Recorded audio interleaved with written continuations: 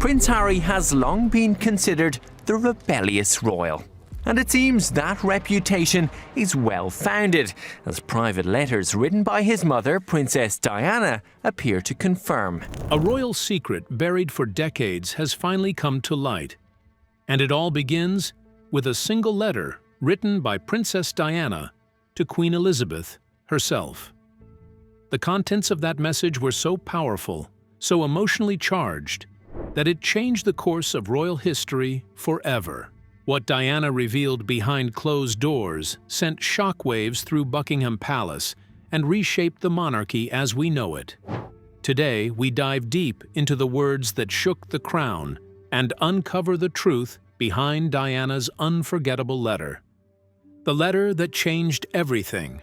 The morning of August 15th, 1996, crept quietly over Kensington Palace. The sun rose gently over the London skyline, painting the gardens in gold. But behind one of the palace's tall, elegant windows, Princess Diana sat awake again. It was her third sleepless night. Her eyes, usually bright and full of warmth, were heavy with exhaustion. Her mind refused to rest. Her heart trembled, torn between fear and resolve. For hours, she had remained at her oak writing desk facing the window. She watched as the world outside moved with its usual calm indifference. Joggers passed through the park, birds sang softly in the trees, and London came alive with its morning rhythm. Yet inside that silent room the air was thick. Diana's thoughts thundered like a storm beneath the calm. She was on the edge of something she had avoided for years, telling the truth. Scattered across the desk were 7 crumpled letters, each one beginning with courage and ending in hesitation. Each attempt felt too dangerous, too final. She would write a few sentences, then tear them apart, unable to continue. Words had always been her refuge, the one place she could pour her pain and still feel free. But this time, her words were different. They carried the power to shake a kingdom, to expose what the world was never meant to see. For 4 long years, she had wrestled with the decision. Should she risk it? What if someone intercepted the letter? What if it caused more damage? To her, to her boys, to the monarchy itself. Yet what if she stayed silent and watched her sons grow up believing in a false peace? That thought cut deeper than any fear. She realized then that silence had already done enough damage. The palace clocks chimed softly. Diana straightened in her chair. The decision had been made. She reached for her fountain pen, the same one Prince Charles had given her on their wedding day. The irony bit into her heart. It was this very pen, a symbol of union, that she would now use to write her final act of defiance. She pulled a fresh sheet of cream-colored stationery, its edges embossed with her personal crest, the mark of a princess who had long outgrown her palace cage. Her hands trembled slightly as she began, but her heart was firm. "Your Majesty, I can no longer remain silent about what your son has done. To me, to our children, and to the very institution you've dedicated your life to protecting." Diana's letter was more than ink on paper. It was a release of years of hidden pain and betrayal. She unveiled the truth behind her public smiles, a loveless marriage, broken promises, and silent suffering. Riding through the night, she finally gave voice to the anguish she had long buried. When dawn came, she sealed the letter with calm resolve, unaware she had just changed royal history. By morning, the letter reached Queen Elizabeth II, sparking a confrontation that broke decades of royal silence and marked the moment Diana's voice finally rose above the palace walls. Within 24 hours, the unshakable walls of the British monarchy would tremble, not from scandalous whispers, but from one woman's courage to tell the truth. And on that quiet August morning, beneath the calm sky of Kensington, a princess reclaimed her power, not through titles or jewels, but through 8 pages of raw, fearless honesty. How did Diana reclaim her power? What was she going through? What did she write that changed the monarchy forever? Let's find out. Inside the prison of a palace. Diana's letter was not written in rage or resentment. It was calm, clear, and heartbreakingly composed, and that made it even more powerful. Every line carried the quiet strength of a woman who had been silenced for too long and was finally ready to speak her truth. She began by recalling the days before her fairy tale wedding. the grand royal event watched by 2 billion people around the world. 3 nights before that dazzling ceremony, Charles had told her the words that shattered her heart. He did not love her. The wedding, he said, would go on because everything has been arranged. His voice, she wrote, was cold and distant, more like a man following a schedule than someone about to marry. Diana was just 20 years old, young, hopeful, and dressed in satin dreams, marrying a man whose love already belonged to someone else, Camilla Parker Bowles. In the next pages, she spoke about the honeymoon, not the picture-perfect bliss the world imagined, but a haunting loneliness. Charles, she revealed, wore cufflinks engraved with Camilla's initials, a cruel reminder of the woman who haunted their marriage. He spent hours on the phone, whispering in private conversations, while Diana sat alone, staring out at the endless sea. When she wept, he called her too emotional. When she sought comfort, he accused her of being needy. That was when she realized the painful truth. Her marriage was not a union of hearts, but a royal performance. She went on to describe her pregnancies, first with William, then with Harry. Even then, she already knew her marriage was hollow. The more she tried to adapt to palace life, the more trapped she felt. The stress and isolation grew unbearable. The grand palace that the world adored felt to her like a golden prison. She developed an eating disorder, a desperate cry for help that no one around her cared to understand. Instead of empathy, she was met with irritation. "Pull yourself together," they told her. "You're embarrassing the crown." No one asked why she was breaking. They only demanded that she hide it better. Her letters stripped away centuries of royal silence. She wrote how every friend who showed her kindness was suddenly transferred or dismissed. Her phone calls were listened to, her letters intercepted. Once, she had tried calling a mental health helpline from a palace phone, and she was later scolded for seeking help outside royal walls. "I was a prisoner," she wrote, "in the most famous house in England, surrounded by people, and completely alone." By the 5th page, her tone shifted from pain to precision. Diana became the investigator of her own story. Every accusation came with evidence, dates, times, and places. She had quietly gathered proof over the years, documenting Charles's secret meetings with Camilla that were disguised as official duties. 17 incidents in total, each backed by staff statements and security logs. On January 15, 1993, she wrote, Charles claimed he was meeting the Heritage Organization in Gloucestershire. In truth, he was at Camilla's home. I have the statements to prove this. Her words were not emotional outbursts. They were cold facts from a woman who knew emotion alone would not be believed. Then came the palace's role. She exposed how officials deliberately leaked false stories, painting her as unstable while casting Charles as patient and long-suffering. "The narrative being fed to you, ma'am," she told the Queen, "is that I am the problem. But I have proof that this narrative was carefully constructed to protect Charles and silence me." She attached phone records, journalist testimonies, and names of those involved. It was a letter no monarch had ever received, not from one of her own. On the 7th page, she wrote of Charles's misuse of royal privilege, official cars, palace staff, even taxpayer-funded security, all used to sustain his private affair. How, Diana asked, can the future king use the crown's resources to betray the vows he swore before God? Then came the final page,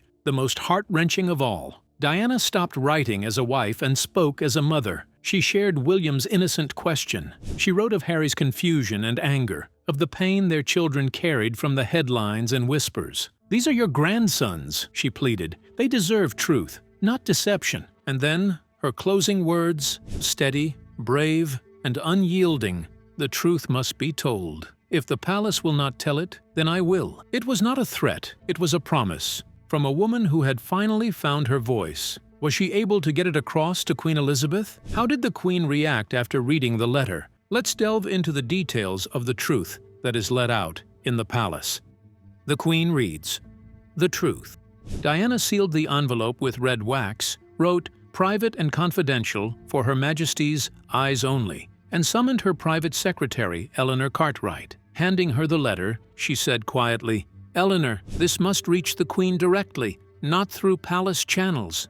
Eleanor hesitated. "Your Royal Highness, protocol." "I don't care about protocol. Diana interrupted softly. "This is too important to be filtered." At 11:45 a.m., the letter was delivered to Buckingham Palace. The Queen was having lunch when her senior dresser, Angela Kelly, brought it to her attention. "A letter from the Princess of Wales, ma'am. Marked private and confidential." The Queen raised an eyebrow. It was unusual, almost unheard of, for Diana to write directly, and even more so to bypass formal procedures. Curious, she dismissed Angela and opened the letter herself. As she read, her lunch went untouched. By page 3, her face had paled. By page 5, she stood by the window, her jaw tight, eyes distant. By page 8, she had made up her mind. Picking up her private phone, she said to her secretary, "Robert Fellows, I need Prince Charles here. Immediately. Cancel his appointments. I want him in this room within 2 hours." Robert, who had served the Queen for 3 decades, had never heard such urgency. "May I tell him why, ma'am?" "Tell him," she said coldly, "that his mother wishes to speak about family matters." When Charles arrived at 2:15 p.m., he was visibly annoyed at being summoned on short notice. The butler led him not to the formal audience chamber, but to the Queen's private sitting room, an unmistakable sign of seriousness. The Queen did not greet him. She stood by the window, the letter folded in her hand. Without turning, she asked, "Did you tell Diana, 3 days before your wedding, that you did not love her?" Charles froze. Silence filled the room, broken only by the ticking of an antique clock. "Mother, that's not—" "The situation was complicated," he began. "Yes or no, Charles?" the Queen said, still facing away. He stammered. "I told her I respected her, and that we could—" "That's not what I asked," she said sharply, turning to face him. For the first time in his life, the heir to the throne felt like a small boy again. The Queen lifted the letter. "Your wife has written me an 8-page account of your marriage. Would you like me to summarize?" Charles tried to dismiss it, but she began reciting the details. Dates, times, lies. January 15, 1993. You told palace officials you were meeting the Heritage Organization.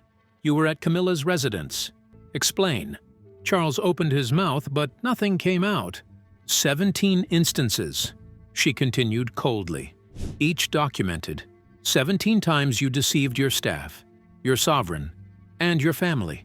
When he mumbled that Diana exaggerated, the Queen picked up the phone.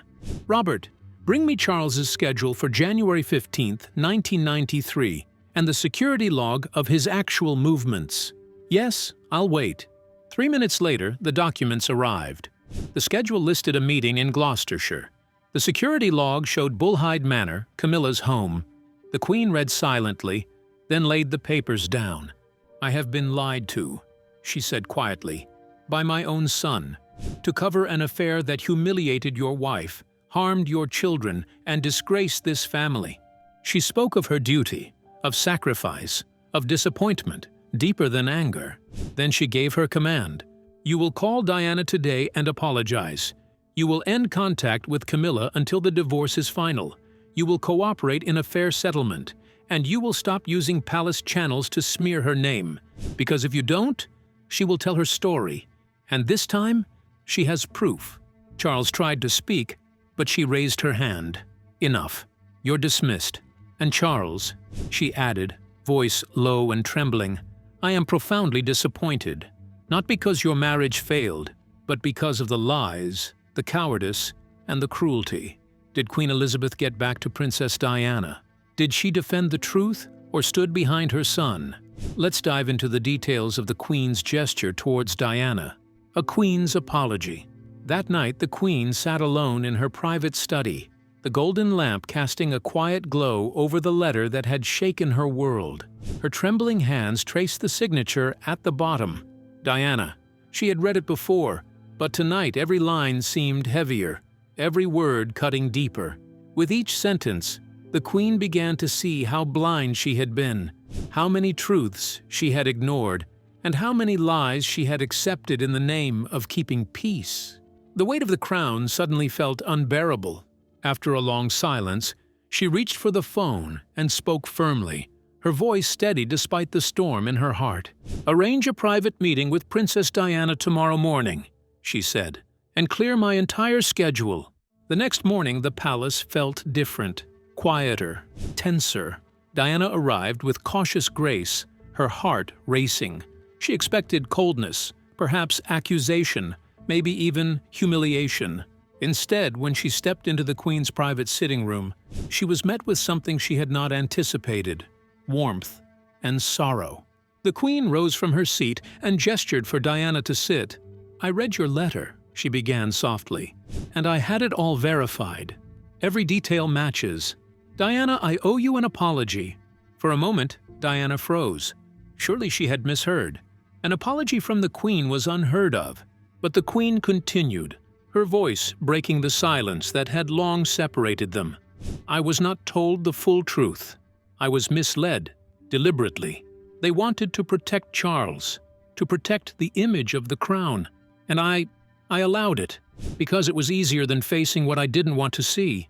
She paused, the faintest tremor in her voice.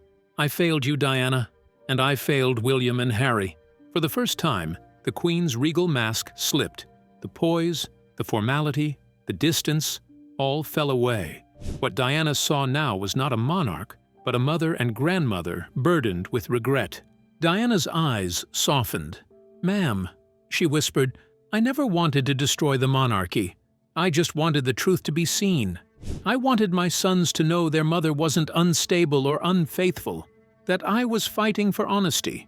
The Queen nodded slowly, her gaze firm yet weary. "I understand now. Charles will cooperate with fair divorce terms. Those who played a role in this deceit will face consequences, and I will make sure your sons know the truth. Though we must tread carefully with what reaches the public. The institution relies on stability, and I must protect that." Diana thought for a long moment, then spoke softly. "The public doesn't need every detail," she said, "but William and Harry do. They need to grow up knowing their mother stood for what was right, even when it hurt." The Queen's lips curved into a faint, almost tender smile. "That is fair," she said quietly. When Diana left the palace that day, the morning sun felt warmer, brighter, as though London itself had exhaled after years of silence.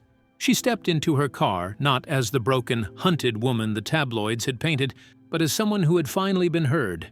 For the first time in years, she carried something lighter than sorrow: peace. Behind her, the Queen remained at the window, watching the car disappear through the palace gates. She knew that much had been lost: trust, time, and innocence. But for the first time in a long while, she also knew that something sacred had been restored: truth. And though the world might never know the details of what passed between them that morning, the Queen and Diana both understood. The truth had finally found its voice. Could Diana's speaking up for herself be responsible for the royal burial she got after her death? Let's dig into the details of the royal burial that shook the globe. A royal farewell beyond the crown. On August 31st, 1997, the world stood still. Diana, Princess of Wales, the people's princess, was gone. Her coffin, draped in the royal standard with a distinct ermine border marking it as that of another member of the royal family, was flown from Paris to London. The journey began at the Salpêtrière Hospital, where she had been taken after the tragic car crash. From there, her former husband Prince Charles and her two sisters accompanied her body to the Vélizy-Villacoublay Air Base. A solemn flight brought her home to RAF Northolt in England. Upon arrival, Diana's coffin was first taken to a private mortuary, then moved to the Chapel Royal at St. James's Palace, where family and close friends could pay their respects in quiet reflection. Later it was transferred to Kensington Palace, her London home, the night before her funeral, the place where she had lived, loved, and raised her boys. The British royal household already had an elaborate plan for such occasions, one originally designed for the Queen Mother and code-named Operation Tay Bridge. That plan, rehearsed for over 2 decades, became the model for Diana's farewell. But this was not a state funeral. It was a royal ceremonial funeral, solemn yet deeply personal, blending royal tradition with heartfelt public mourning. By the morning of the funeral, London had transformed into a sea of grief and flowers. At the gates of both Kensington Palace and Buckingham Palace, piles of blooms stretched for miles, tokens of love from strangers who felt they had lost someone dear. 8 soldiers from the Welsh Guards stood as silent sentinels, escorting Diana's coffin through the streets for nearly 2 hours. Atop the coffin rested 3 simple wreaths of white flowers, one each from her brother, Charles Spencer, and her sons, Prince William and Prince Harry. Among them lay a small envelope, marked in a child's handwriting, "Mummy." The coffin, lined with lead in keeping with royal custom, weighed nearly 1/4 of a ton. Yet what weighed heavier was the sorrow in the hearts of millions who watched. As the procession began at St. James's Palace, 4 figures walked behind: Prince Philip, Prince Charles, the 2 young princes, and Diana's brother, the Earl Spencer. Behind them followed 500 representatives from charities that Diana had championed, a poignant reminder of her lifelong compassion for the forgotten and the suffering. Behind the solemn grace of the ceremony, however, were real fears. Alastair Campbell, a close aide to Prime Minister Tony Blair, would later write that the government and the royal household worried for Prince Charles's safety. The public anger toward him was palpable, and the decision for him to walk with his sons was partly to protect him, a father shielded by his children's presence. Prince Philip had initially resisted the idea of the boys joining the funeral walk. They were just 15 and 12, still children mourning their mother. But when he saw their determination, he told them gently, "I'll walk if you walk." That promise became a symbol of strength and solidarity. Prince William would later describe the walk behind his mother's coffin as one of the hardest things I've ever done. Prince Harry, too, said no child should be asked to do what we did. Yet both agreed it was a moment where duty and family met. Years later, Harry revealed in his memoir, Spare, that some adults, particularly their uncle, Lord Spencer, had strongly opposed the idea, calling it barbaric. Spencer even claimed he was misled into believing the boys wanted to do it. Harry also recalled that someone had suggested William should walk alone, but he refused to let his brother face that agony by himself. As the coffin approached Buckingham Palace, silence fell over the crowd.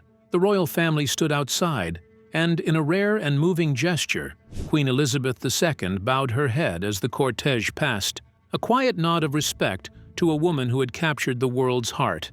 More than 1 million people lined the streets of London that day. Some wept openly, others tossed flowers that rained gently onto the passing hearse. Giant screens in Hyde Park relayed the funeral service at Westminster Abbey to the overflow of mourners who couldn't fit inside. It was a moment of collective heartbreak, a farewell not just to a princess, but to a light that had burned brightly, too briefly, in a world that desperately needed her warmth. Diana's final journey through London became more than a funeral. It was history, memory, and love woven into one, a reflection of how one woman's humanity had touched millions beyond palace walls. While some assumed that the royal burial was just due to the empathy following Diana's death, was Princess Diana able to achieve her aim with the letter? Let's take a look at what became of the monarchy after the letter was worked on. The legacy of a letter. In the weeks that followed, something subtle but powerful began to stir behind the walls of Buckingham Palace. The royal machinery, known for its silence and precision, started to move in ways few could see, yet everyone inside could feel. Diana's divorce settlement, once unfair and dismissive, was quietly rewritten to favor her more justly. Officials rumored to have spread stories against her were suddenly reassigned or retired, without explanation. And the constant stream of unkind headlines about the Princess of Wales came to an unexpected halt. The letter that had sparked this quiet storm was never released to the public, yet its impact rippled through the monarchy like an earthquake beneath polished floors. It was as though Diana's words, written with grace and pain, had shaken the very foundation of royal decorum. Years later, after her tragic death, those close to the royal household would speak in hushed tones about that moment. They said the Queen's relationship with Prince Charles was never the same again.